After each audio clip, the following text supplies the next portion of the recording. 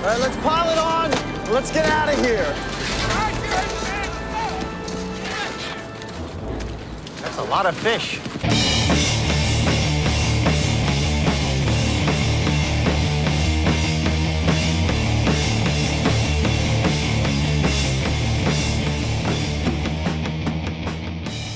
Hello everyone, and welcome back to a brand new episode of Mecha and Monster Mondays. And today we're going to be covering a very special film, a film that I believe no one asked for except for my co-host. And speaking of my co-host today... Sorry. Hello, it's me. I interrupted your whole flow. You ruined it. Just blew it. You ruined my entire life. I can't believe you would interrupt me while I'm introducing the episode for Ruby Gillman, Teenage Kraken. Yes, Ruby Gillman, Teenage Kraken. We stand so hard. We do, and I'm to an extent. I am here to defend Ruby's good name because a lot of you out there are slandering her. I was for a second there. I was like, wait, did Ruby get canceled or something? Yeah.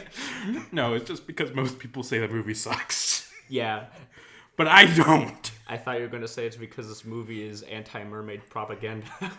No, it's actually because we're actually talking about Rudy Giuliani, Teenage Kraken. Yeah, exactly. That's why it was canceled in the first place. But because no one wants it. Yeah, because of obvious reasons there. But before we get into the insightful and just generally well thought out analysis of this DreamWorks animated film that was released like 6 months ago. Definitely well thought out. Definitely articulate, eloquent, other words. I'm definitely going to be citing collegiate texts and whatever. Academic texts. That's the I'll be like referencing like motherfucking Michel Foucault and the panopticon theory. Not the panopticon. Pantypicon. Actually, there's a bit of justification for that because there's a whole thing about like surveillance and all that. But you know what's up. You know what's up. But before we get too deep in that, just a brief production history. So Ruby Gillman, Teenage Kraken was directed by Kirk DeMicco, who originally, the name for this film was Meet the Gillmans, and was actually going to be directed by Paul Tibbitt, who, if you don't know who that is, was the showrunner for SpongeBob for a large portion of time after Steven Hillenburg left. But eventually was replaced by DeMicco. And the inspirations for this film are kind of interesting thinking about it, because when I've talked about much other mecha and kaiju films on this podcast, they have probably usually been influenced by other mecha and kaiju films. But because this is mainly more so a coming-of-age film, a lot of the inspirations for this film were John Hughes films, Easy A, Lady Bird, and Booksmart. So, like, basically just other high school films. Which is interesting, again, because, like, yeah, like, there's the high school element there, but then there's also, like, 2/3 of this that are like, what if teenager had laser eyes? I love her obsession with the laser eyes. Listen. I felt that specifically because I was like, this is a kaiju movie. Where are the laser eyes? And it was like when the laser eyes came back up, I was like, there it is. There's the laser eyes. Mm-hmm. But anywho, now we have to talk about the film. Yes, the film, which I love. I'm not even sure where to really begin with it. Because it's so like I watched this movie first. I might as well just get into like why I wanted to do this episode. Mm-hmm. So I watched this movie first in theaters in a double feature with Indiana Jones and the fucking whatever the subtitle is. The dick of vasectomy. Yes. Okay. Okay. Gotta compose myself. But yeah, so I watched Indiana Jones first and I was like, okay, this is mid, whatever. I did also cry at the end of Indiana Jones, but that's not important. You can have mid movies that make you cry. Yeah. This is a possibility. But then I watched. I went to Chili's for like 2 hours because it turned out there was like a big gap in between the two movies. Yeah. Then I went to see Ruby Gillman, and I was in love with this movie. It was so fun. I was laughing the whole time, and then I liked it so much that later, like a month later, it's just like I had. My theater did this thing where it's like they show a bunch of children's movies during the summer, and so me and my friend, we snuck into Puss in Boots, The Last Wish, because we're technically not allowed in there if you're not a child or a parent with a child, but we went and watched it anyway. Hey, and we loved it. And afterwards, me and my friend were like, hey, why not just watch another movie? Let's watch Ruby Gillman. And it's like, sure, I'm down to watch Ruby Gillman again. So I went to watch it again, but I had stayed up all night the night before, and so I like started falling asleep halfway through the movie. And my friend was like, yo, are you falling asleep? Let's just go home. And so I was like, yeah. I can't believe they would rob you of a second Ruby Gillman viewing. No, they were right. I was, and especially since I was the one driving, it's like it was important. That's fair. That's fair. Also, I find it funny that you describe it as only kids are allowed, because then my initial thought was, this is adult discrimination. Yeah, it's a summer movie program for kids. So it's like kids. Like, I do think it's very funny. It's like every parent must be accompanied by a child. Yeah. It's like that's the specific description. Well, actually, now thinking about it, I was like, yeah. I think, oh, yeah.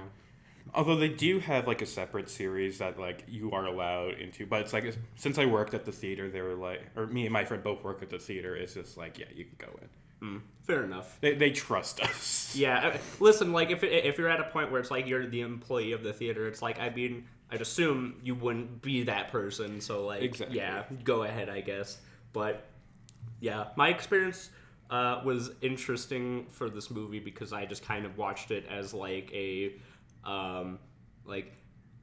there's nothing to watch. I think at this point I had already seen Indiana Jones and the Dick of Vasectomy, and my thoughts were, wow, that was awful. I was halfway through and I was like, I'd literally rather be watching anything else. So I don't know if I watched this before or after, but like, what I'm getting at is this movie is better than the Indiana Jones sequel. Yeah.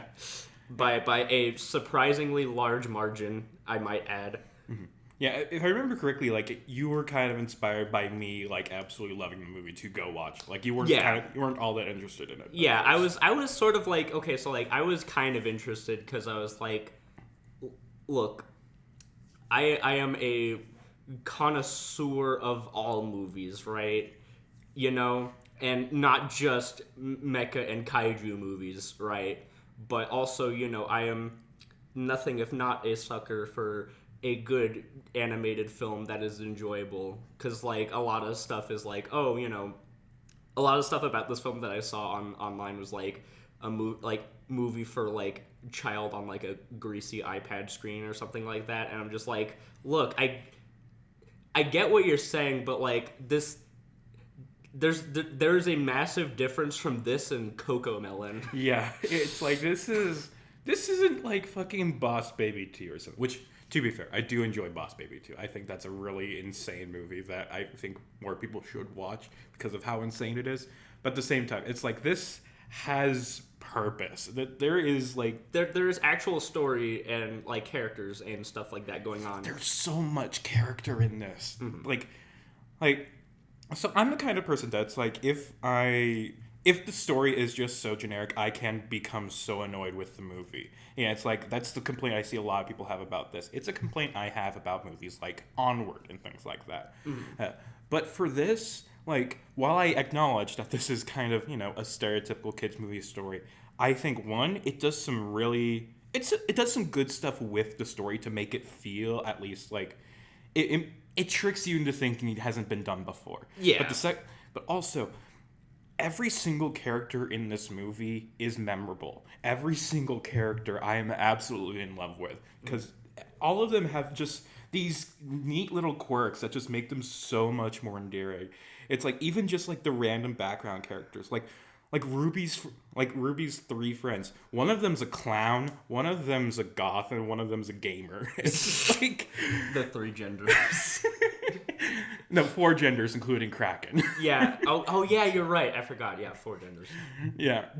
But then it's just like, and then the sea captain, he's always talking about his ex-wife or whatever. It's just, Yeah. like, you could pick a random character in this movie, and they'll always have, like, some unique character trait that you don't see them, a similar character in another movie have. Yeah. It's just like, they always try to keep you interested. And for me, it really works. So I guess I do see how that might not translate to other people liking this movie as well. But at the same time, fuck you, you're wrong.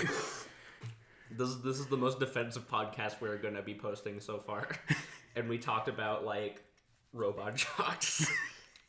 we had a literal, like, entire analysis of robot jocks, and I think this is probably going to beat that for, like, the most deep analysis we're probably going to give for this movie. Is that the episode that released today? Yeah. Okay. Well, you know, not today for people listening, but for us recording it right now. Well, yeah. When this episode comes out, the episode released today will be this episode. Yeah, I was gonna say, it's like, they'll be like, what are you talking about?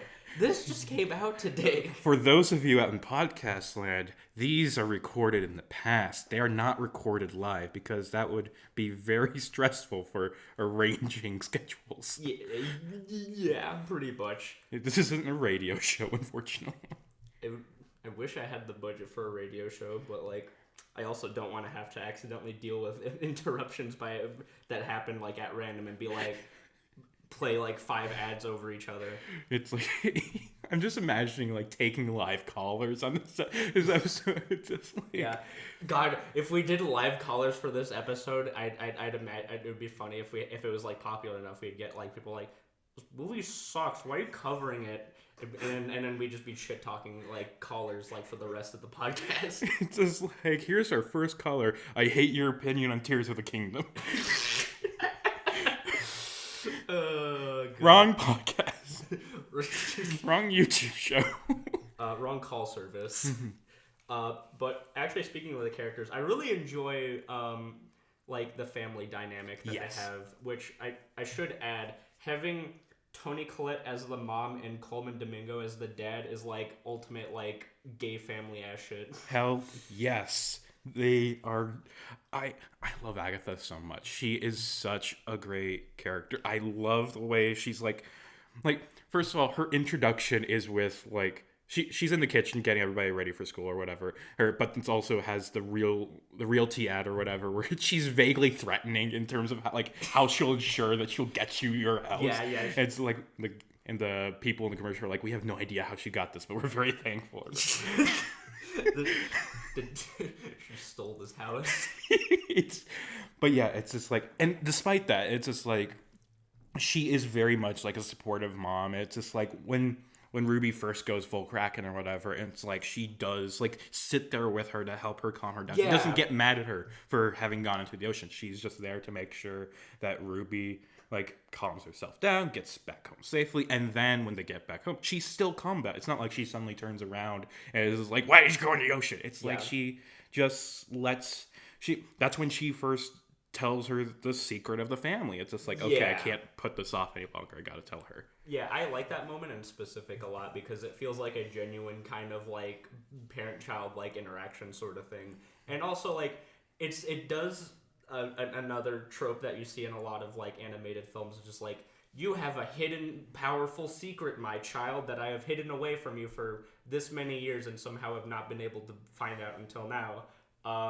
Don't act on it, otherwise bad things will happen. But the thing is, she's just kind of like a regular mom, so it feels very believable. It's not like a fucking, like, I don't know, Disney princess sort of thing where it's like just the mom is, like, mean and evil. She's just like, yeah, don't do that because, like, there are several layers of, like, ramifications that you probably have no comprehension of whatsoever, including becoming a child soldier or getting fucking destroyed by, like, the American government, probably. 2 possibilities. This isn't Iron Giant yet. It's like not quite there. But no, but in Ruby Gillman 2, it will just become the Iron Giant. Man, imagine if there was a Ruby Gillman 2. Imagine if this movie was successful enough to get a sequel. Yeah. Who knows? Maybe in like 2 years we'll get like the current of people being like, why is this film so underrated? Why did no one watch it? And then you'll be like, well, did you watch it? Ruby Gillman Maverick. What does that entail? Is that Ruby Gillman's like an old curmudgeon who has to help a younger Kraken become like the next? Well, kinda, yeah. It's like what I'm imagining is like Ruby does exactly what her mom does. She stays on land, but she still has like a Kraken little family. But it's like, first of all, they're not hiding their Krakenness anymore. Yeah. But still, it's just like, I think she probably still would be hiding the fact that she's like an heir to a throne, and like there's you have like a lot of extreme powers and everything. It's just like the more I describe it, the more I feel like I'm describing Little Mermaid too. Probably. Also, I like to think that like when Ruby grows up, and you know she's part of like the family royalty, and anyone who tries to bring it up, she's like, I don't believe in monarchy.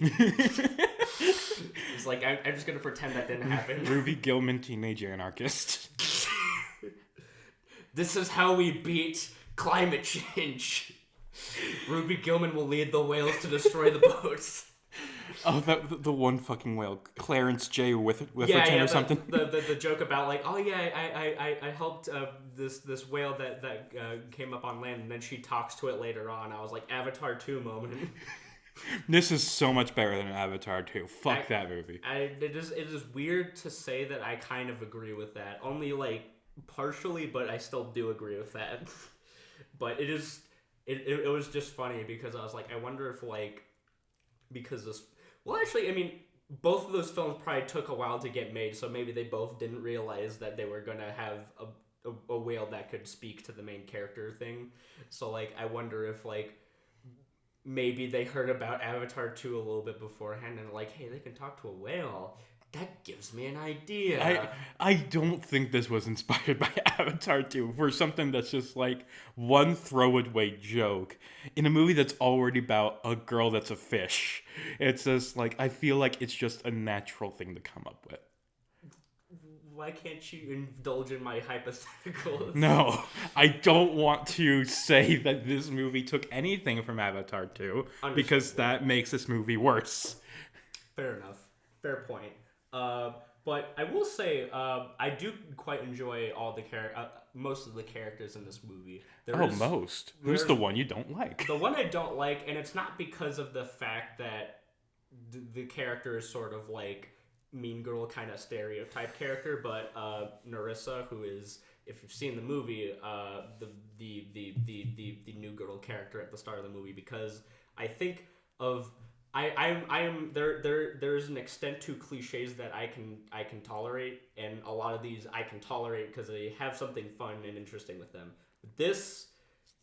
The reveal of who she is at the end, I think, is the dumbest shit. I hate it. I think it's stupid because, for one, it completely drops a possibly genuinely interesting storyline about like, well, what if there is just some like misunderstanding between like the Krakens and the mermaids or something like that, and that maybe there could be an understanding, and then the movie's answer to that is no, mermaids are inherently evil. All of them suck ass, and they should all be put in cages. Which I don't think that's what it's saying outright, but like by the end of the movie, that's kind of what it says. Mm-hmm. And I just and I was just like, man, it would have been so interesting actually if there was more development in that. And I wonder if it was just a case of like they had that as an idea and then they had to drop it because they were like, we need to like get this movie out by like June. Yeah, I definitely agree that might be like the weakest part of the movie, like especially like the whole like fight at the end. I feel like is a kind of like weak and rushed, mm-hmm. But at the same, I do like the stuff with what's her human name? Like Clarissa, I think it is. I don't remember. Whatever. Yeah, for some reason I remember Narissa, which only is said like a few times, but I don't remember her the name she uses for most of the movie. Yeah, I was gonna say it's like the only thing I can remember was like they call her the new girl. Wait, I think I actually have her name written down somewhere. But like But yeah, it's just a thread that I was Chelsea. like, Chelsea. That's her name. What fucking. That's such like a different name though. It would have been fun. Like I feel like Clarissa would be a better name. I mean, it's kind of spelled sort of like it starts with a C. But like yeah, I don't know. Because she lives in the sea. You cannot see my face, but I am like I don't know how to express from that realization. Anyway. But yeah, going back to the whole I do enjoy how the character I do enjoy the first two acts, how she is like, because they portray her as like such a stereotypical kind of like almost mean girl pretending to be friends with the weird kid, that it's just like it becomes really funny just to see her, because she clearly has like such strong contempt for Ruby Gillman. Yeah. Because like I remember like there's one scene where Ruby Gillman's like, "What's the first rule of being a mathlete?" And Chelsea's like, "I don't talk about being a mathlete." It's like they clearly have just nothing in common outside of the fact that they're both fish. Yeah, it's like we are both fish. What else do you have?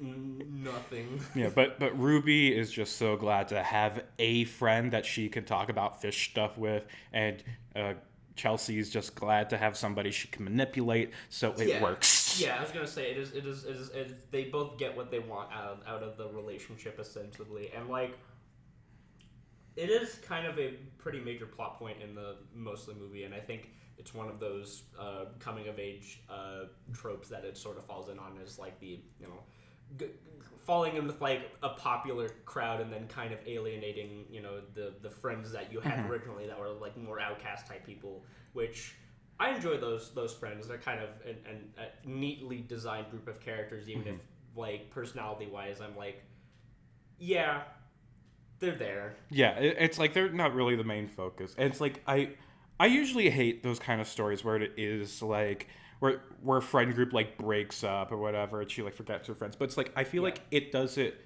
well enough and quick enough where it's like it doesn't dwell on any of it that long for me to be like, oh, this sucks. Yeah, it's like it doesn't do like a whole bit where like the main girl of the friend group goes to Ruby and is like, what happened to you? We used to be chill or something like that. It's like, we used to eat fondue together. Now look at us. This was something I wanted to look up. I remember that one of the jokes in the film was like, the most liberated food of all time is fondue, and I'm like, is that like a joke or is that like a thing actually? I need to look that up. I think it's meant to just be like Ruby trying to frame her love of fondue and her wanting to eat fondue with her friends through the kind of like political lens that they're viewing, also like the problems of the post-colonial patriarchal whatever. The that sort of bit, and I was just kind of like, I don't know, it was literally like a throwaway joke, and I was thinking about it like way too much. Like, what do they mean by that? And speaking of the fondue joke, I love the way the clown girl is like, we eat a lot of cheese. It's such a good line read. And also the animation on the character is like good in that scene. I was gonna say I actually do really enjoy some of the character animation in this, because like here's the thing about DreamWorks, right? Is like, so like maybe they are not as consistent with like their story structure and character design and like general qualities like maybe Disney to most people, but like the thing for me about DreamWorks is that like they are much more willing to do a creative swing that will possibly miss than to just do like the exact same thing over again for the most part, because like I think about like the period of time when they had like the same sort of look for like most of their films, even while still doing experimentation, and I think this genuinely does differentiate itself visually from a lot of other DreamWorks stuff, because something about like the character designs and like the way they animate feels much more like, it reminds me of, the best way I can describe it, it gives me the exact same look that the test footage for the canceled Popeye film looks like. I was going to say the exact same thing. It looks a lot like that, actually. It's like, but yeah, it's like, I love the way the world looks. I love the way it's like you were saying, DreamWorks, like, if they're going to do anything right, it's like they're going to have some interesting animation in there. And it's like, And like, I feel like this is actually the one DreamWorks movie that doesn't have like a sequence that's differently animated to the rest of the movie. Yeah. But at the same time, it's like the main thing I really loved, I think I wrote a few notes about, is just I love the way Ruby moves. Yeah. I love the way she like twists around and stuff. She's so rubbery. I want to like fling her like a slingshot or something. But it's like she's so well animated. I love it. Someone should do a like Stretch Armstrong type toy, but make it Ruby Gillman. That would be great. I mean, it would work. It would work. But in terms of also not even just like the character animation, but I also enjoy like the general like background designs in the world. Yes. Because like listen, for something that maybe some people may have picked up from certain movies that I enjoy, but I am an absolute sucker for seaside aesthetic animated movies, or just movies in general, because they are like my favorite thing. And a thing that I love about like the atmosphere of like the specific setting is like you can almost like fucking taste the salty sea air in that place. You could smell your salt water, bro. You can smell that joke, I forgot about that joke, and I was like, did they fucking seriously make that joke? And I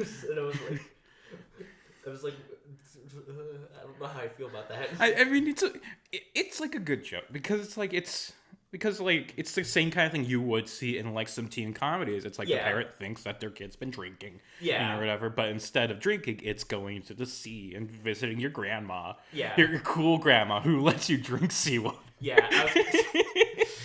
My grandmama lets me drink all the seawater I want, and then I was just like, I'm gonna fucking destroy my mom right now. But it's funny to me because like I'm just like there are times when it's like, you know, like jokes that like go over kids' heads, and it's like, that's funny, but I'm just like imagining like a kid like, Mom, I don't get it, and she's like, God, I really don't want to have to explain this in the movie theater right now. But also, it does just work like in the context of the thing. You don't need to know the implications of that kind of joke. It's just like, she was in the sea, and she would be able to smell like the seawater. I was gonna say, it's like, but like, real talk though, that entire like city probably smells like seawater. True. So like, it would be the equivalent of me going up to someone being like, is that air on your breath? and it's like, what's the difference? I don't know.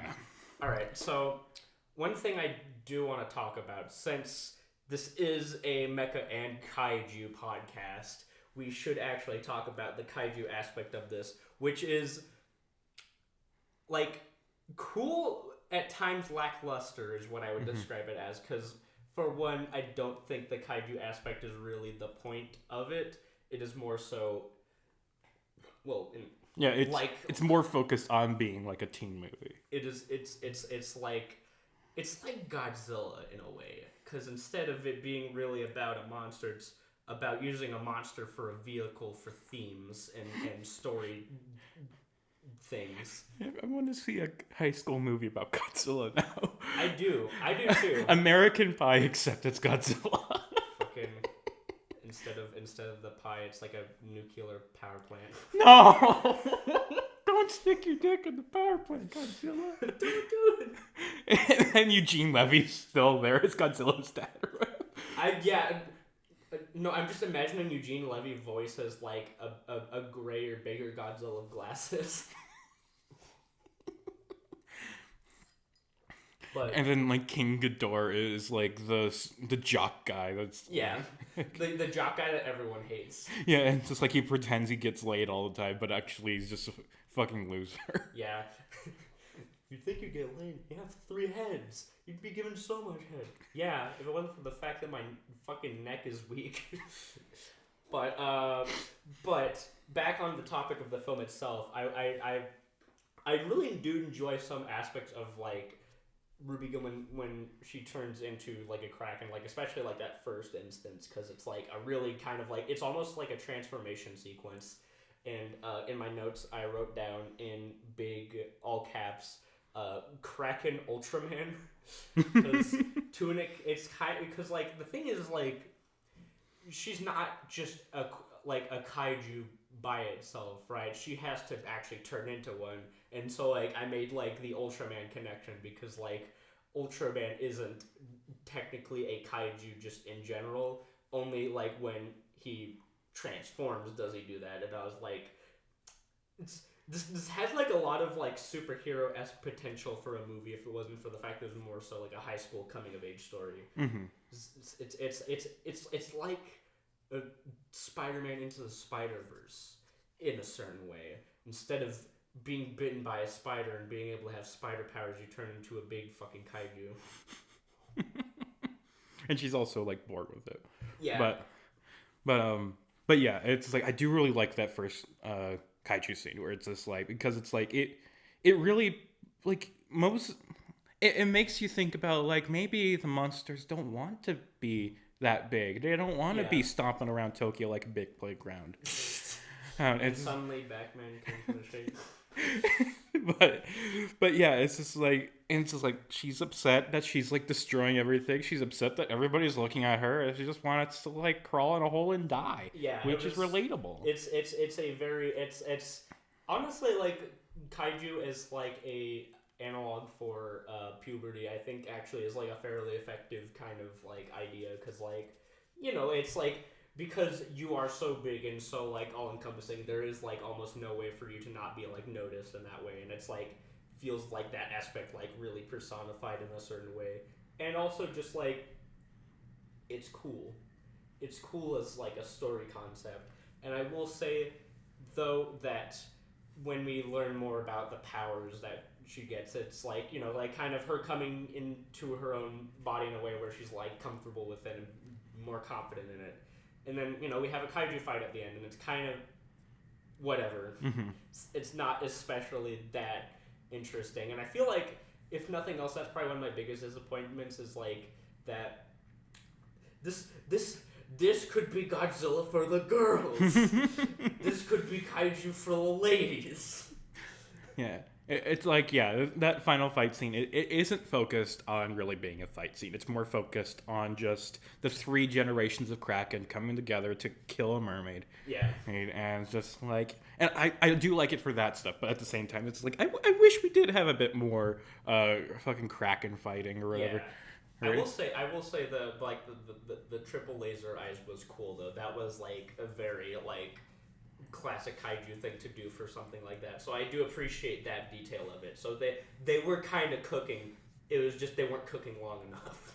And this is kind of related, but the one thing that I just genuinely don't like about the movie is the way that really all 3 of the Krakens look when they like glow up, because it just looks unfinished. Like it's like I first noticed it like in the first time when she like is in the ocean turning into Kraken. She's all glowy and stuff. I think it's when she's like swimming to like the Atlantis or whatever with Brill. Yeah. Oh, and it's just like it just doesn't look good. It's just like the way she glows, it just doesn't look right. Like I feel like there's more that needed to be done in terms of like the lighting or something to just make it look better.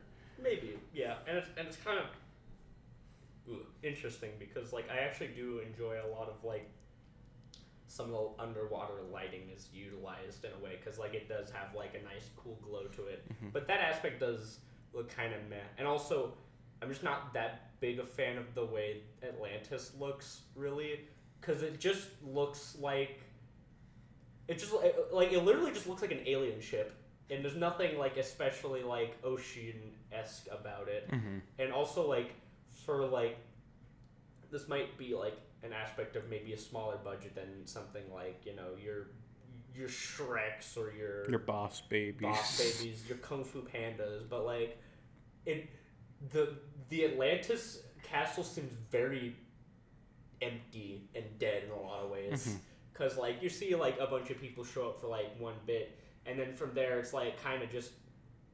the Ruby's grandma and her, and then that's it. It's like there isn't as much like sense of like the ocean life besides like little bits here and there. Yeah.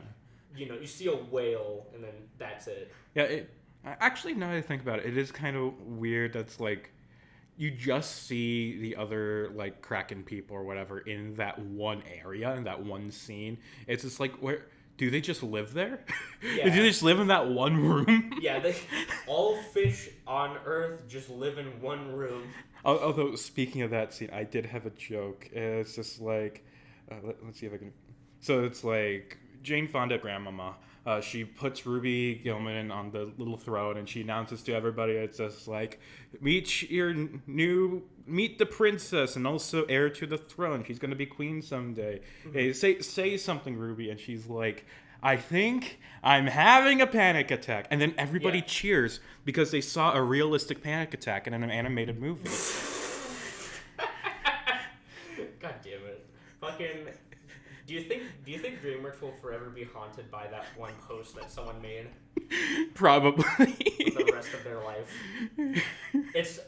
I think about that post a lot because I'm just like, I don't know if that was the absolute intent of that one scene from Puss in Boots, but like someone was like, I'm going to make an analysis of this movie that I have some connection to, and now here we are.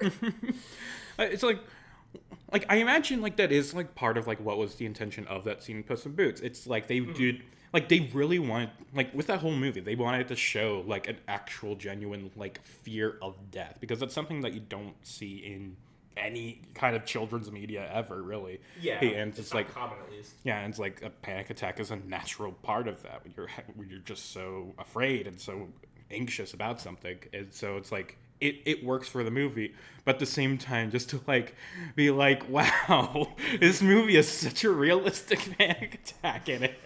Yes. 5 stars. It's like it just to like to focus on just the panic attack itself and not like what causes it and like analyzing it for that. Like I think that does kind of like simplify the movie to a little bit, and it's like I do understand like the clowning of that one person. I guess it's kind of like, I don't know. It would be the equivalent of like, wow, this is such a realistic depiction of a man breaking down and losing all of his psyche in this movie intended for 12-year-olds. But, you know. Also, the sailor tries to nuke Ruby Gillman with a Godzilla nuke at one point near the end of the film, because like the sailor does like a whole bit where he's like, the Kraken is real and I'm going to kill it, and Ruby's parents are like, we've got to find a way to like prevent that from happening, so we're gonna go and we're gonna just fuck it up. But the thing I noticed was the sailor pulls out like a bomb, right? And I was looking at this and I was like, I may be overreading this, but I think that might be a reference to the oxygen destroying bomb from a Godzilla, because like it kind of looks like that sort of style, and I was like, man, this why does this sailor have an oxygen nuke? I mean, you gotta keep up in your arsenal. It's like that's why Tammy left him. I stole it from when I was still in the Navy. But speaking of that scene, that is probably one of my favorite parts of the movie, when the family, like, while Ruby has her own plot going on, it's like the family gets their B plot about like stopping the sailor from like hunting their daughter. Yeah. Or it's just like you got fucking the dad, you got the son, and you got fucking Brill, who might be my favorite character in this movie. He just fucking him over. I love like their first scene where it's just like the dad's like, he has the harpoon, like the son wants to have like hold the harpoon. It's like the dad's like, no, this weapon should be only held by responsible adults. And then Brill fucking takes it. It's like, what's this pointing at? Pointing it directly in his eye. And then just a few seconds later, it goes off. The harpoon comes up and it lands like right into Brill's fucking head. And that moment honestly is so good, because it's like, it's such like a, oh, wait, what? It's so fucking funny, and just the way they explain it up, it's like they fucking take it out. And like, yeah, we call him Buckethead because he's an idiot, but he can withstand anything. I love the way, not just the sea cat, but the entire town is just so accepting of every explanation. Like, it's something that's intentionally ridiculous. Like the way that they explain away them being fucking blue is the fact that they're Canadian. It's like, yeah, that makes sense. Yeah, and I was gonna say, it's like, I think one of my notes, literally just in all caps, is Canadian, and I don't know what I meant by that other than just writing down Canadian, but that was in my notes. I think it may be like, Oh wait, I remember why I put that down. I was remembering the fucking bit from the Fairly Odd Parents when Norm Macdonald's like, "I'm off to destroy Canada. They've had it too good for too long." Norm Macdonald fucking hates Ruby Gillman. Wants her dead. I have like a great like Frankenstein versus like the Three Stooges-esque like idea, which is Ruby Gillman versus the ghost of Norm Macdonald.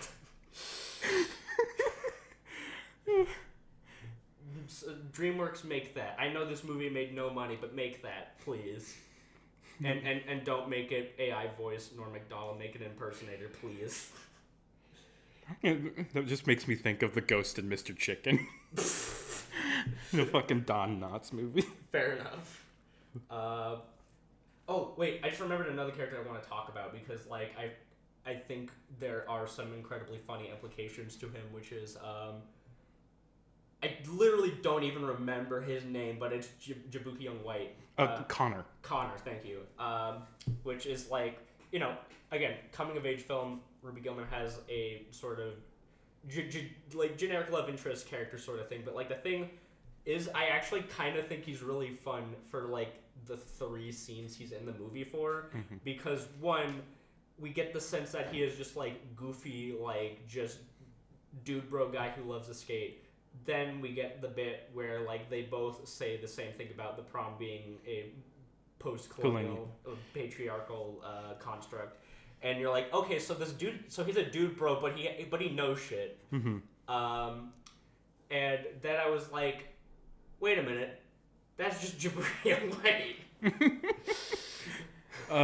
But yeah, I love Connor, and it's like I love how it's like it's not like in most teen movies, it's like Ruby Gillman will be in love with like this popular guy who has no idea who she is. Yeah. But it's like not only does he like know who she is, I think she even like tutors him in math or whatever. Like that's how they're friends or whatever. Yeah, they're friends through being like her being a tutor. But also, it's so clear that he really likes her. He really wants to go to the prom with her, and it's just like when before the scene where he fucking gets knocked out by a confetti cannon. It's like it's clear that he's about to ask her to prom too, but it's like he insists that she goes first. She asks first, and then that's why he has to get knocked out by a fucking cannon. He kind of like they kind of both mutually accidentally like do like the whole like, hey, I want to ask you something, and then something interrupts them. They just do it both at the same time by accident. Yeah, and it's just like, and I love, and it's like the fucking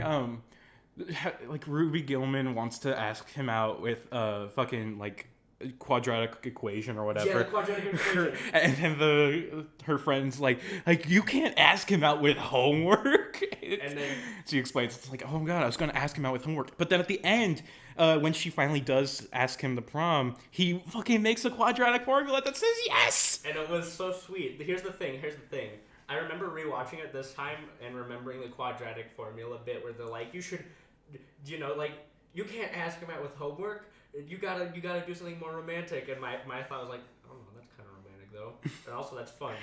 But like, it's so funny because like then like when she goes to like ask him out and do like the whole confetti cannon, he's like, man, I kind of hate it when like they make this whole big thing, and then Ruby Gillman's like, fuck, god damn it,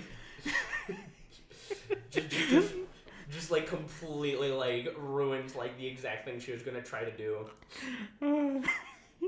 I can't stop thinking about the confetti cannon though, like how he's like looking down the barrel and then fucking gets hit in the face with it. Why was he looking down the barrel? I forgot about that. He didn't know what it was. He thought it was a kaleidoscope. He said, "Hey," he's like looking down it, and then I'm not sure if it was her or him or Ruby who presses like the on switch or whatever. But yeah, he gets knocked out by a confetti cannon, goes in the ocean, and Ruby.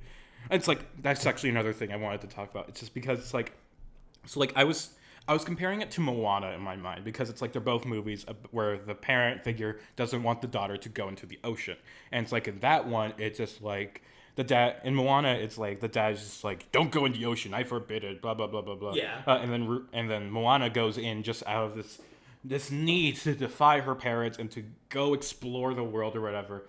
And it's like, I like that in this one, it does a little different thing where it's just like, Ruby fully intends to not go in the ocean ever. Like, she's not like a person who wants to disobey her parents, even though she was planning to disobey her parents to go in the prom boat, but she Yeah. still didn't want to go in the water. But she had to go in the water to save the fucking love of her life. It's just like it's a really nice moment. I enjoyed how it does that whole thing. Yeah, it's I think it kind of shows that like a lot of the times like those like disruptions of like the norm is kind of more so out of necessity than just being like, fuck you, mom.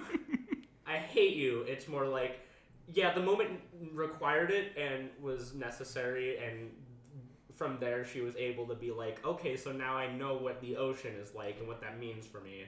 And, you know, once she learns why she was not allowed to go to the ocean, that's when she has her fuck you mom moment, because then it's like, oh, so you wanted to keep me away from, like, you know, aspects of myself that I was literally born with? It's like, I'm a fucking monster, Mom? I'm a...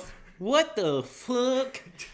That feel when you big Kraken be like, fuck you, Mom. But yeah. Interesting analysis on this podcast today. Very deep analysis. But yeah, it's just like, yeah, this movie has a lot of good scenes. I really enjoy what it does. I'm upset that more people don't like it. Yeah, I think, like, okay, like, listen. I get why people say this is generic, right? And whatnot.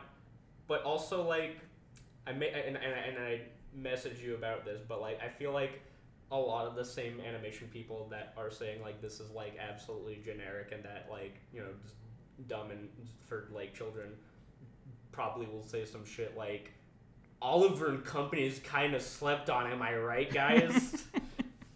Like, I don't know. I just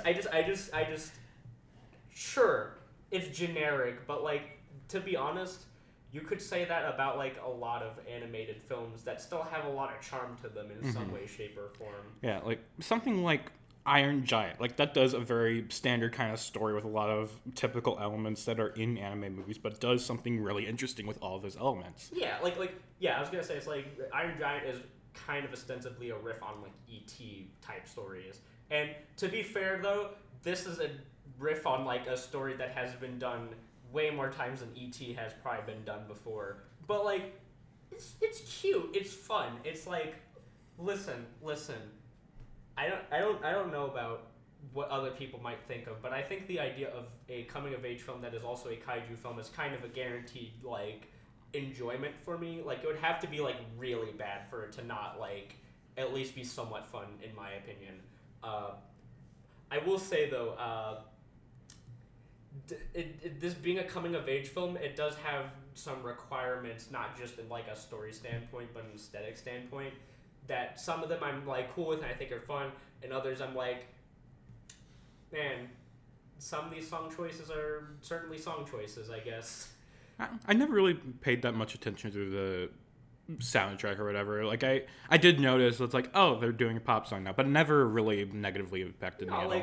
It's not necessarily, like, I even actually kind of like the first one that they had, like, at the beginning of the film. I kind of enjoyed that one. I just distinctly, like, remember certain moments where it's like, this would be just kind of fine with, like, you know, score or something like that, and having a song, and I just had, like, a fucking not cinema sins ding, but, like, you know, like a check mark go off in my head, like, okay, we have 5 artists that we need to put into this film, where do we put it into? And they're just like, fuck, we don't have enough montages for this.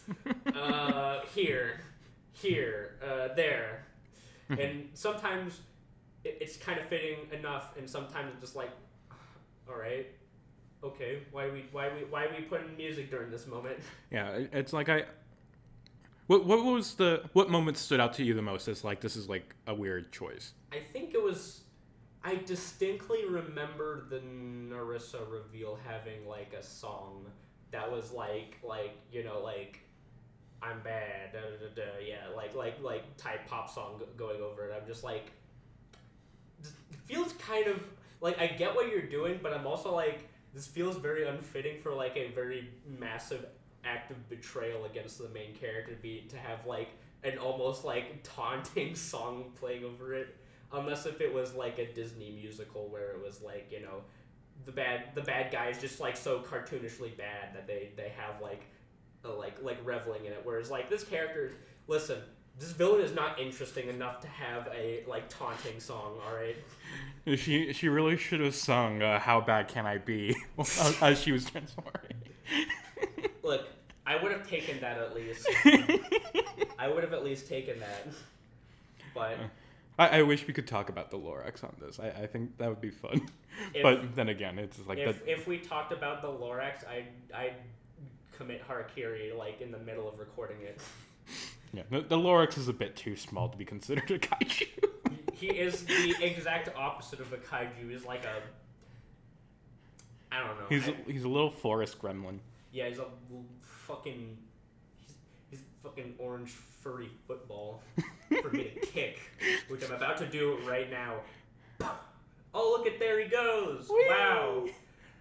And he's gone. Extra point. Good job. Yeah, I got over the field goal. I wonder if I'll ever get John Boyes on this podcast. I'm wondering what movie he would want to talk about. There's gotta be a kite. I know we can talk about Rumble, the boxing movie about kaijus. Oh, or Real Steel. Or Real Steel. I could bring John Boyes on to talk about Real Steel, directed by Sean Levy. Oh, that was Sean Levy. Oh my god. Yeah, that was Sean Levy. But maybe he just has a real fascination with just a random Godzilla movie or something. Yeah, or Mothra. I feel like he would love Mothra. He would come on to talk about the original Gamera. But yeah, I will say so. I mentioned the villain not really being that good. I did kind of like one aspect of Narissa's design when she did go full kaiju, which is that her hair was basically a continuous waterfall. Mm-hmm. I thought that was a cool character design choice, even if the rest of the character design on that was kind of whatever. I liked it. I liked the way she was designed in her big mermaid form, because it her human form, quote unquote, is it's meant to be this very stereotypical idea of a mermaid. It's she literally has the same color layout of Ariel. Yeah. Oh, and it's and then when she turns into the big mermaid, it's just it's just a complete reversal of everything we thought we knew about mermaids, which is the whole point of the character. Yeah, that's kind of what they're sort of going for with that. And I guess it's, I don't know, I guess it's just one of those things where it's when I'm looking at the difference between her and the Krakens, is it's not that big of a difference, I guess, for me. But then again, it's I guess it would only work if they were willing to go much more of a genuine monstrous design for her, mm-hmm. But they still want to convey that that's still the same character, so they have the same face and general body shape, just big. But then you have Ruby, who just got big tentacle legs. Yes, but I do think it's funny how it's just Ruby, her when she turns into a Kraken, it's just she grows all the limbs and whatever, but she still has the exact same face. Yeah, she's just a bigger version of the same face, and it's just it is kind of funny in that sense, because it's because again, we were talking about the analog for puberty and what all is yeah, you grow the big legs and shit like that, but your face is still the same though. You may be a Kraken, but at least you don't have to deal with acne, huh? but I guess it's just one of those things where it's it's because this is a film that is more focused on being a coming of age film than necessarily a kaiju film, that it's a lot of those kaiju elements I'm but I want more. Mm-hmm. Which if they did another film, maybe they would do that. They're not going to make another film. They're not going to make it, but again, in the hypothetical universe, this film made a bajillion dollars, instant certified success that'll get a sequel. I'm assuming that it'll still kind of just be still coming of age, maybe she's preparing to graduate or something, but then it's oh no, it's not just the mermaids, it's the narwhals or some shit. It's an army of narwhals. Narwhals, swimming in the ocean. Kazuya ocean, because they're fucking evil. It's literally just that. It's God, I don't know. again, this is just a complete hypothetical for something that will never happen. But like, I was like, if they made more of these, I would have liked them to actually like delve more into like what the actual like, for lack of a better world, politics of the undersea world were. Like, yeah. What so here's the thing. So the Krakens are like the monarchy of the entire ocean except for the mermaids, who are inherently evil. But like, so like for all sea creatures everywhere, there's gotta be some who are like, actually, no, fuck the monarchy. Mm-hmm. I'm imagining like that one scene in Monty Python, The Holy Grail, where it's like they're talking with the fucking the peasants who are like, I didn't elect you. I didn't vote for you. Ruby shows up, like, yes, I'm Ruby, and I'm your princess. I didn't elect you. We're a small governing body of narwhals, dedicated to our own democracy.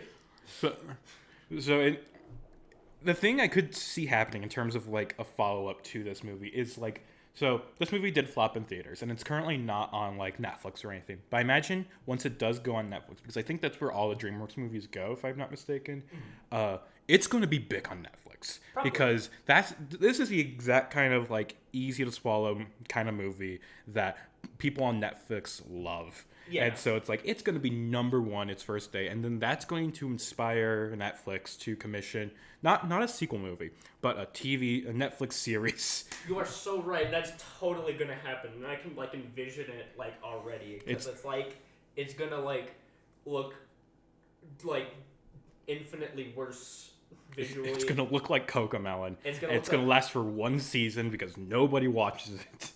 It's going to have instead of like most of the big name voice like cast, it's gonna have like actual like voice actors like playing their characters, except for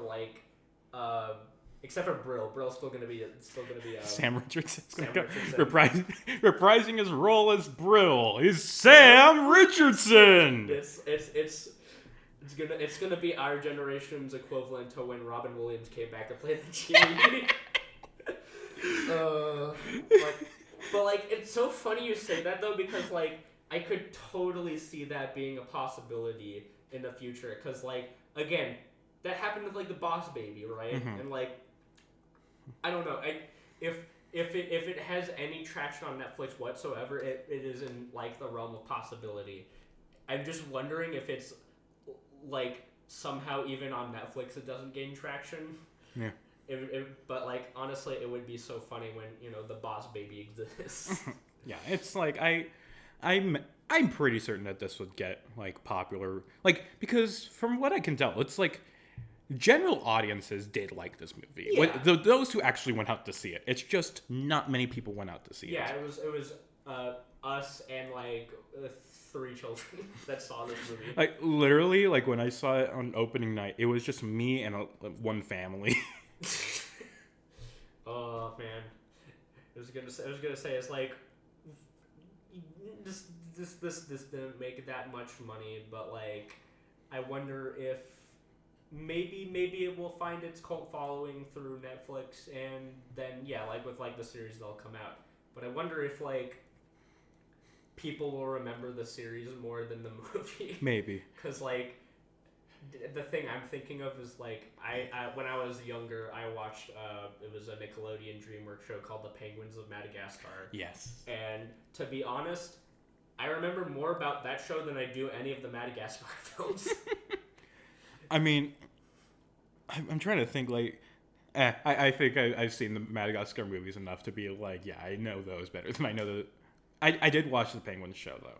It was a good show. It was like one of those few shows like as a child that I kind of watched religiously, and I don't know why. Because I like penguins a lot. Mm-hmm. But yeah, no, like this movie, I think is like, is it amazing? No. Is it great? Not even that necessarily, but I think its qualities are still like, there are still some good qualities in there, because like, now I guess probably more than anything should be a good time to get into the thematic stuff, which I'm having the absolute hardest time to try to connect this with the military themes I've made for the entire podcast so far. Yeah, like maybe that's its big failure. It doesn't effectively decry military because it's not part of the story. This is a kaiju movie that's pro-monarchy, failure immediately. It's pro-child soldiers. Yeah, I was gonna say... Oh, yeah, I forgot to talk about that. They're like... So, like, weirdly enough, this is more of a mecha trope than, like, a kaiju trope, but, like, this kind of does take a bit of a child soldier narrative, but more so, like, not so much in, like, a child militia, but more so, like, Ruby, you are the princess, and your mother fought valiantly at the Battle of the Seas or whatever. Therefore, you must become a warrior queen. And she's like, I'm 14. I like boys. I like boys. And then, you know, Jane Fonda Kraken is like, nah, fight. And it's like, although I do understand that at least, it's like, she's not envisioning that she's going to be fighting right now. She's just beginning her training to be strong enough for when a battle may come. Yeah. It's like... But the thing is, I don't think she ever really anticipated a fight to ever come of it. Exactly, but exactly. It's like, she didn't expect Ruby to fucking give the Mermaid Queen the fucking trident. Yeah, which, you know, fair, because, like, you know... I'll be real with you when you're just hanging out with your friend who kind of giving off slight gay vibes. You're not gonna possibly be a little bit surprised when you're like, wait, you're an adult? Yeah. Uh-oh. I actually do like that part of like the whole reveal because it's like when it starts, it's like the film's kind of obvious with the fact that like she's like definitely gonna be betraying Ruby at some point. Yeah, like in some way. But you do assume that it's like, oh, she is the daughter of Nerissa, and like she is going to be like using the trident to help avenge her mom or whatever. But the reveal that she is actually just Nerissa is, I think, a bit interesting. Yeah, it's like I do kind of enjoy that. It's like when like Agatha goes over to Jane Fonda, grandmama, and it's just like she's friends with the mermaid's daughter, and it's like Nerissa doesn't have a daughter. Yeah. Oh no. Fucking Kill Bill siren starts playing. But like for one, I was gonna say, like, I think it's much more surprising than for her to just be like, oh yeah, I was in cahoots all along, and just like, yeah, no shit, you're a mermaid in a series in a movie that was like, mermaids are bad. It's like, wow, what a concept. But like, yeah, like the fact that she's literally just Nerissa was like surprising, because like this was another thing. Like in my mind, I was envisioning it as like, yeah, she literally was the daughter, and she willingly betrayed Ruby to let her mom basically like just run rampant on like the human race. Mm-hmm. But then like, Chelsea, big quotes, is like, wait a minute though, I actually really like Ruby. God damn it, I gotta help her and stop my mom, because like that's what a story like this would usually do, instead of it being like, no, I'm actually the evil queen all along, I was bad all along. And then, by the end I'm like, but what about, like, are there, like, other mermaids? Are they all evil? Yeah, it doesn't really care about the other mermaids, if there are any left. Maybe they enacted genocide. Listen, your differences and changes are meaningful, and people should respect them, unless if you're a mermaid. Mm-hmm. Because fuck all mermaids. But no, it's just kind of funny though now thinking about it, because like there is a slight military thematic element of it, but it is in this case kind of chill with it for the most part. Yeah. Because like, Ruby Gillman being a child soldier in the end was beneficial for the end narrative, which is to fight off the evil mermaid. Yeah. Which, again, thinking of a sequel film, I'm like, I wonder if they would ever go into more depth about that, because like, again, just being like, the mermaids, they're evil, I'd be like, is that it? Yeah, for a sequel film, it might be interesting to just more consider other mermaids and be like, could they be good? Yeah, because it's just kind of saying, oh, mermaids are evil. Yeah. Mermaids, can they be good? Are some of them not evil? Let's find out. It's like that. It's like that's a project that Ruby does for like her school paper. It's just like, are all mermaids evil? Let's find out. One of her classmates raises their hand, is like, could this be considered possibly racist against mermaids? And then she's like, no, shut up. no, because they're all evil. Or so we thought. So we thought. But like, yeah, I don't know. It just, a lot of questions are raised by the end of that film that I'm just like, man, that'll never get answered, and we'll probably never find out. But I'm still interested. Shut up! Dance party now. Dance party. Well, actually, you want to know what? I will give this film this, even though it does have a dance party ending, is that at least it's like diegetic within the film. Yeah, it's like they're literally at prom. It's fine. Yeah, like it's not like fucking like, I'm trying to think of like movies that like there's plenty of anime films. The Emoji Movie. Yeah, like the Emoji Movie that's just like abrupt dance party breakout sequence where it's like, wait, why are they just dancing? Nothing's happening. They just love to dance. Emojis love to dance. They just love to dance. I'm actually kind of glad that the Emoji Movie came out, because that means that Jordan Peele quit acting and directed. Yes. Which I'm very glad you told me about, because I'm like, I finally found something that is worthwhile with the existence of the Emoji Movie. Yeah, I just watched a video about like a person watching all the Razzie winners for Worst Picture, or she mentioned that in it. It's just like, oh yeah, I forgot that was a thing, and just wanted to share. Man, funny how there is a silver lining to a big pile of dog shit. And it's like I am not a person who hates the Emoji Movie. I enjoyed parts of it when I saw it in theaters, but also it's been like a long time since I saw it. Maybe I like bad animated movies. Now that I'm thinking about it. Maybe your taste is just awful. Maybe I just have bad taste. But then again, no, I don't. Everybody's just wrong. I can just enjoy things. Listen, you're just on a greater level of cognizance than literally everyone else. It's like, I just think that the Instagram scene is really beautiful. Elaborate on that. I will, because this is a genuine thought. It's like, so in the Emoji Movie, and it's surprising that I remember this after all these years, but because I only watched it once in theaters. But it's like, so in the movie, it's like, while Jean and the other emojis, they're off on their own adventure trying, I forget what the whole goal of it was, to like fix Jean or whatever, make him not malfunction. But Jean's parents, who are both like meh emojis, they are trying to find him, go after him. And it's just like, and part of the comedy is just like, oh, they're just meh emojis. They don't have any emotions. But I think at one point they stop inside Instagram. It's this really beautiful scene, like genuinely. It's like, it takes place inside a photo or whatever, and it's like time. It gives you like impression that like time has all stopped, even though we know it's like it's just a photo. But still, it's like, and they go sit on this fountain together, and it's like they have this really sweet conversation. I think if I remember correctly, it is about just like how much they love each other and how much they love Jean, and it's just like, it's a really sweet, beautiful moment.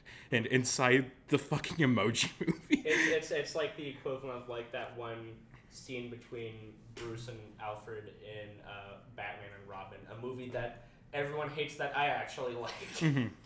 But yeah, I feel like I could look through like a lot of like quote unquote bad movies that people hate on that I enjoy, and like find these like little moments that I really think are truly great that people don't appreciate. And that's why I brought you here for this movie in specific, because maybe we could talk about Super Mario Brothers movie, the 1993 one, on this podcast at some point. I think there could be. Is there a kaiju?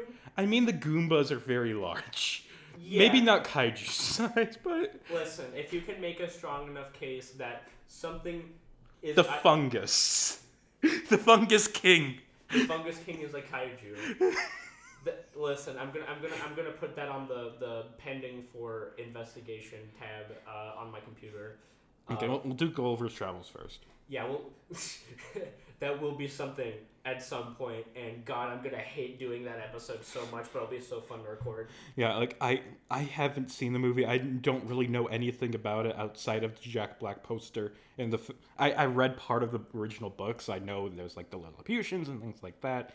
but I'm very intrigued and terrified of what the movie might end up being. But I'm very excited to at least talk about it eventually.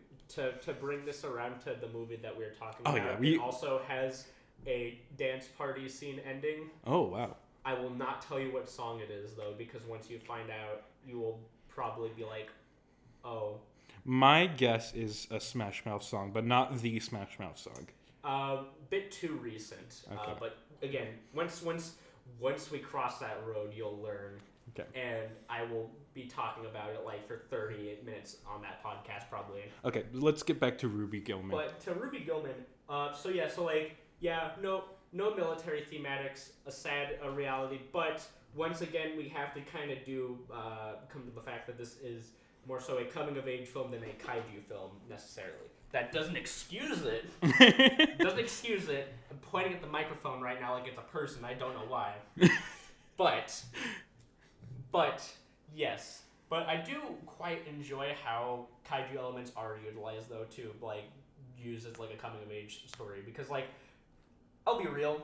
I'll be like truthfully honest. The whole stuff with like you're the princess of the Atlantis and the mermaids are bad. I don't care. I genuinely don't care. I just like the elements of her having to deal with like the responsibility of becoming like not an adult but sort of an adult because she's a teenager. And and that's kind of what the kaiju element is utilized for, and I think that's when it's its strongest is when it kind of those two are sort of like working symbiotically within the story in a way where it's like really creative and really interesting. Like I really love the first like actual kaiju sequence where she's in the library and she grows all big, and then like all the stuff with her mom trying to like understand it. That's when I think it's at its strongest.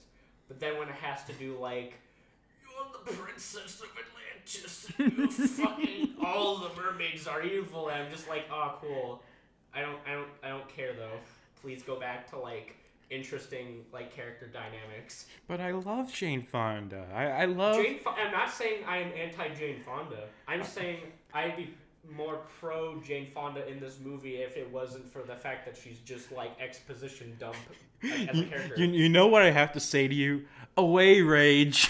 Shut the fuck up. Away, Rage. How about away with your fucking stupid takes? Your stupid quotes. Gosh. I'm not. And to distract you from this, look how high I can throw my son up, or my nephew up in the air. That's also one of my favorite parts. I fucking love Brill so much. Just, honestly, like I really love all that character dynamic stuff with like them with the who's the little son. I have no idea what is. I think it's like Sam or something. Maybe not. I'm just gonna call him the little son.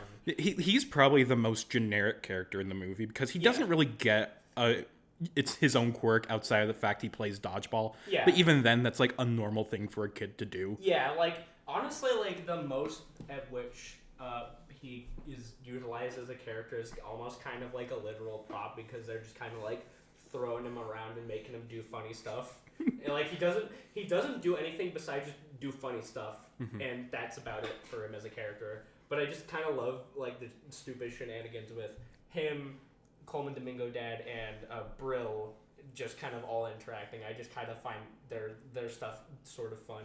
But yeah, like listen, Jane Fonda is great. Jane Fonda's great, just not as exposition dump. Like it would honestly be cooler if like there was like the impression of like, oh yeah, like Ruby Gillman's like part of like this like grand collection of people that are like the monarchs and like the kings and queens and all that. But like when she actually meets her grandma, she's like, yeah, I guess I'm a queen. I don't know. I don't care. like just really nonchalant about it. Honestly, it would be nice if it wasn't just the three main Krakens. Like if there were more of an extended family for them. It's like outside of the big crowd of people that are non-characters. Yeah, they're just kind of there. Like it would be fun if there was like, or at least I would actually like more exposition about the history of the Krakens, like the whole lineage. Yeah. Like if we got to see like maybe What I'm thinking of like is like an Avatar where it's like Aang goes to like that throw with all the previous avatars, and it's like that's a really nice thing. It's like it would be nice if like Ruby got to see that for like the Kraken lineage or whatever. Yeah, I was gonna say it's like they set up a mythology and then do not really elaborate on it, and I feel like it would at least be fun that they elaborate on it rather than just be like, we are the Krakens, we rule. The mermaids drool. And that was it. But Krakens go to college to get more knowledge. Mermaids go to Jupiter to get more stupider. God. But yeah, I don't know. It's just like some of those elements kind of clash with me when it's like I get what they're doing because like coming of age has like a multitude of different meanings. It can mean being like going to college and becoming an adult. Or it could mean like fucking taking over the royal heir to your family. Two completely different things, but are both coming of age in some way. I just think they don't really work that well together sometimes. But also, I'm not a screenwriter. I'm an idiot. You're okay. It's okay. No, my knowledge only extends to how big the kaiju is. Are they 40 feet tall? Are they 50 feet tall? How big is Ruby Gillman? I'd say she's about as big as a lighthouse. I mean, yes. I think she might be a bit bigger. As big as a really big lighthouse. Shut up. Again, this is the analysis you have come here for. I'm just imagining Ruby Gillman in the lighthouse. Like, with fucking Robert Pattinson and Willem Dafoe. Willem Dafoe is basically just the sea captain character in this, really, though. I wish Willem Dafoe voiced the sea captain. That would have been great. Instead of fucking Will Forte. Yeah, instead of it's not his forte to be a good voice actor. I like him. I thought he was good. I'm just doing a bit. Although Willem Dafoe would be very good. He'd add more of a gravitas to it. Yeah, I was gonna say it's like Will Forte's doing like a bit, and then Willem Dafoe would just be like, "I'm going to be a sea captain that wants to murder Krakens," and they're like, "Okay, Willem, you're just gonna be in the recording room for like 2 days though." He uses that whole 48 hours. Yeah, he uses all 48 of them. They aren't even recording, but he's still talking into the mic. I'm just like imagining like a sequence where like. Like fun shenanigans happen, family fun stuff happens, but like there's like a scene on the boat with like with the dad, Brill, and the son, and Willem Dafoe is there, and he just waxes philosophically about what it means to kill a Kraken. Just like the limbs writhing, wriggling. I mean that would actually be a fun take on the character instead of something just so overly comedic. It would be fun to have a character who is just so deep and like serious about this whole thing that it becomes super fun. It would be so funny. It would be like both funny and kind of interesting in a way. Like if you have like the family dynamic that's like just fun and silly. Like this mostly kind of fun and silly kids film. But like the mythology gets like super deep, and then like when they talk to the captain, they get like a moment of like, wait, this isn't a joke. This guy's literally like actually met Krakens that he's killed. Horrifying implications. Also, I love this. This is great. I love talking about this.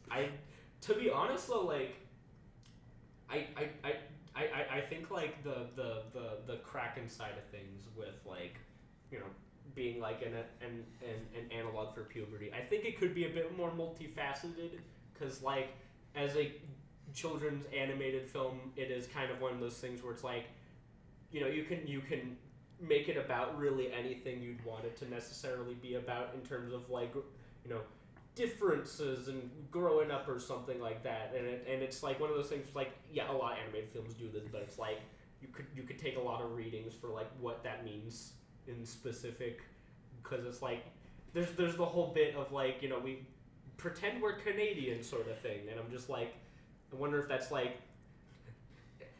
is Ruby Gillman an immigrant story? I'm just imagining like Hamilton, except it's Gillman. I would rather kill myself.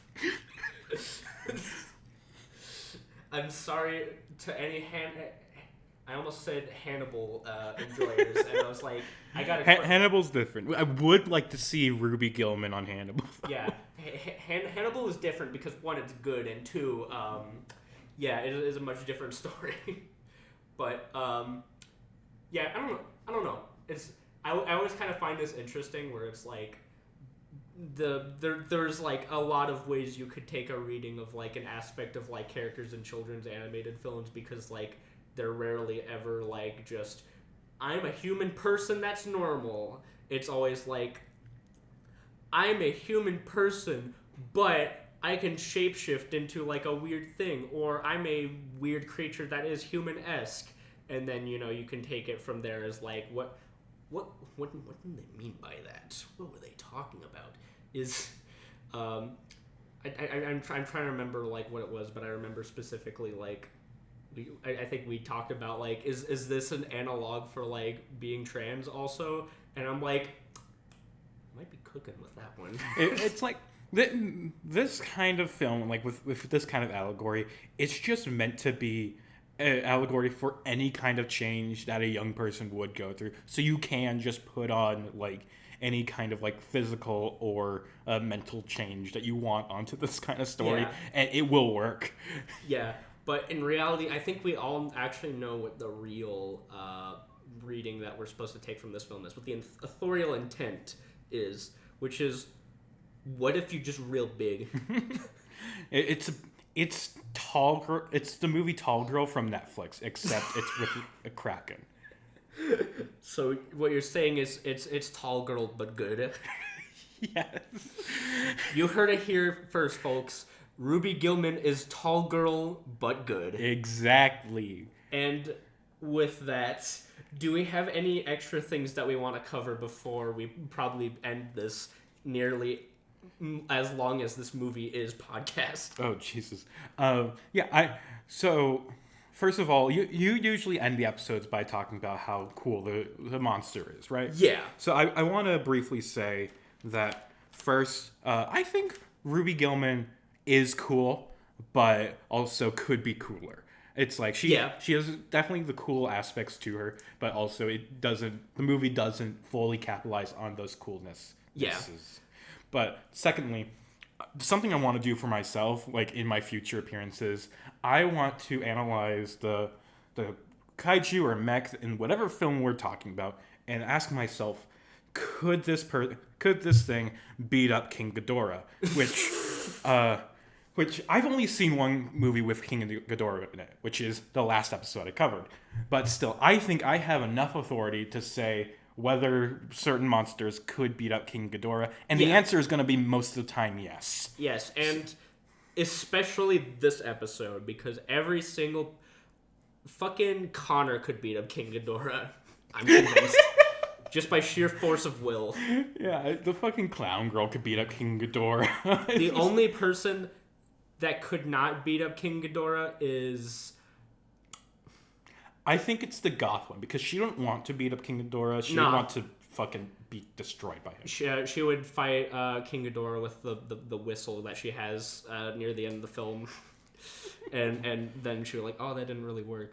But no, most characters in this film could probably beat up King Ghidorah. Yeah. And it's like, there are some like kaiju or mechs who couldn't beat up King Ghidorah. Like, I think the Iron Giant wouldn't be able to beat up King Ghidorah. It's not in him. He wouldn't want to kill a monster. No. I don't think Shinji could beat up King Ghidorah. Well, not personally, but I think he could with, like, a fucking Eva. I feel like it would somehow be like the one time where, like, Shinji just experiences a panic attack while fighting King Ghidorah because it has 3 heads. And then, like, Asuka has to, like, defeat King Ghidorah. No, I think it's the opposite. I don't think Asuka could beat up King Ghidorah. Really? I don't think she is that good of a mech pilot. Or Eva pilot. I think she is very much overstated. But like, I like her as a character. I think she's very cool. But I think, like, half the time in, like, the Ava episode, she fucking loses. It's like... Well, at least I think we can both agree that Rey could definitely beat up King Ghidorah. Rey could fucking destroy that entire world. And does. And does. True. That is true. But to answer the original prompt though, Ruby Gillman could beat up King Ghidorah. It would probably be like a bit of a challenge for her at first, but I think it would be similar to like this film where it's like she'd need the other Kraken family to help her at first, and then she'd beat King Ghidorah. But I am also imagining the possibility of like she just like flicks King Ghidorah's like middle head and like immediately like flings him into space. I'm also imagining that like in terms of like Ruby Gillman in the movie, like I feel like after this movie she could easily defeat him. Like she has honed her powers enough. No, post first movie, Ruby Gillman definitely could. Doug's first movie. Ruby's first movie. But yeah, but I think like in movie Ruby Gillman, I think what's most likely to happen is that Ruby accidentally just fucking obliterates him. Like she tries to use her laser eyes and can't turn them off, and then just fucking obliterates him, just fucking easily. Just disintegrates him. Just fucking dust on the floor. Mm-hmm. All right. Well, now that we've gotten that out of the way, how would we rank the kaijus though in this film? Which there are like four. Okay. So. Number 4. Actually, I didn't think about this. Do you have a ranking? Because I'll let you go first. Yeah, I have a ranking. Okay, you go. Number 4 for me is Agatha, because for one, she doesn't really have that much screen time as like a Kraken, and I literally can't remember a single thing about how she looks as a Kraken like off the top of my head. So that's probably like an indicator that probably my least favorite. Number 3. Probably Narissa, just because it's like it's a fun design with like the waterfall hair, but it's not especially that notable in comparison to like the other like kaiju in the film. 2, gotta be motherfucking Grandmama, because you know she's got like a nice design that does like communicate like the regalness of her, and is also just kind of silly looking. And, you know, number 1, Ruby. You know, can't go wrong with classic. I have a bit of a hot take here. Mm-hmm. So my number 4 is going to be Ruby. Because I don't really care for her design as, like, a Kraken. Because, like we were saying before, it's just kind of Ruby but large. It's just, like, I think the other characters do have more distinct design elements that separate, like, normal and, like, big. Except for Grandmama, who's just always big, but still, I do like Grandmama's design. I think my number 3 is also going to be Narissa, just because it's like one. While I do like her design, I do think it's a little off-putting, just like the whole way she looks. Mm-hmm. But it's like I still think she's cool. Mm-hmm. Number 2, I think I'm gonna put Agatha. Mm-hmm. Because I do like her design, which I do remember. She's like all red. She has a nice little head thing going on, and it's just like, and like I think maybe a lot of like what makes her cool in my mind is just kind of like her backstory, which is like we don't see her do much except for like she gets fucking beat up by Narissa at one point, and then they do the family attack thing or whatever. Yeah. And it's like, but still, I do enjoy just her backstory being like this great fighter and how she fucking killed or beat the mermaids at the start, but then like I like that. I enjoy, and she's just a cool mom too. Yeah. And then number 1 I think is Grandmama, who I love her design. I love the way I love how she trains Ruby and everything. I just really enjoy. I think she's cool. I wish she. Well, actually, I don't wish she was my Grandmama, because that would involve me being trained for war. I don't want to do that. Yeah, I was gonna say it's like cool in theory, but not so much in execution. I wish she was my aunt by marriage. Fair enough. It's just like I am not really related to her, but I can hang around with her and just be like, "Yo, what's up?" You're not obligated to do child soldier-esque stuff. Either that, or I wish I was her son rather than daughter, because I don't have to worry about. I wish I was Brill. Essentially, I want to be Brill. I love him so much. I would, if we were all Brill, we would live in a chill Brill world. And I'm so excited for Ruby Gillman 2, Brill's New Groove. Yeah, or the spin-off series. Most likely Then Brill's new school. Weekend at Brillies. I'm trying to think of like other like Disney or Nickelodeon cartoons I can insert Brill into. High School Brillical. Shut up. Listen, you said Disney, and I was like, the only thing I can think of is High School Musical. Instead of zombies, it's Kraken. Yeah. It literally just the same thing, but they just replaced the word zombies with Kraken. Mm-hmm. Honestly, there is a lot of similarities because they're both like high school movies. They both deal a lot of like the outsiderness and everything. Makes me wonder, actually, another thing I'm wondering about for like if they ever did continue this like movie in like a film or series, like how the fuck does the world deal with the fact that there are Krakens that live among them?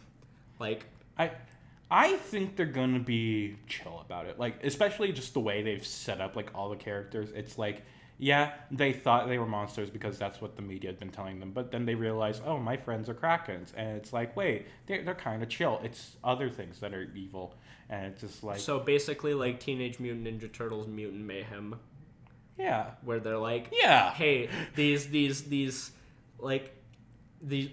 creatures that are beyond our comprehension somehow have the ability to think cognizantly and are incredibly human-like, and we will bring them into our schools gladly. And that movie does have a kaiju in it, and I'm excited for whenever you cover that. Whether it's with me or someone else. I really do want to cover that one, even though it is like the most like lamest excuse to like watch a movie just for the sake of it, because I want to talk about it rather than there being a kaiju in it. I mean, it counts. It's like he does go stomping around New York City like a big playground. He does in fact. Go stomping around New York. But Batman does not come from the shade, though. Unfortunately. The Turtles do, though. The Turtles do, and they might as well be Batman. And also Mr. Beast. And also Mr. Beast. God rest his soul after SAG-AFTRA busted his kneecaps.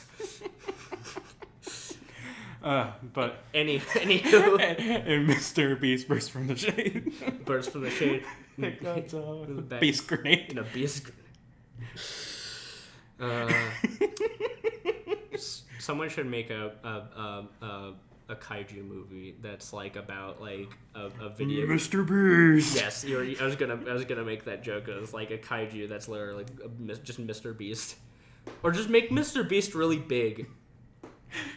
Just make that a movie, and then I will be forced to talk about it, and I'll probably be like, I don't understand any of this. I do not know who this man is. That just makes me think of that movie that I read about but have not seen. I think it's called Big Man Japan, where it's just about a guy who's very large. Yes, literally, basically. Or he can turn himself large, I think.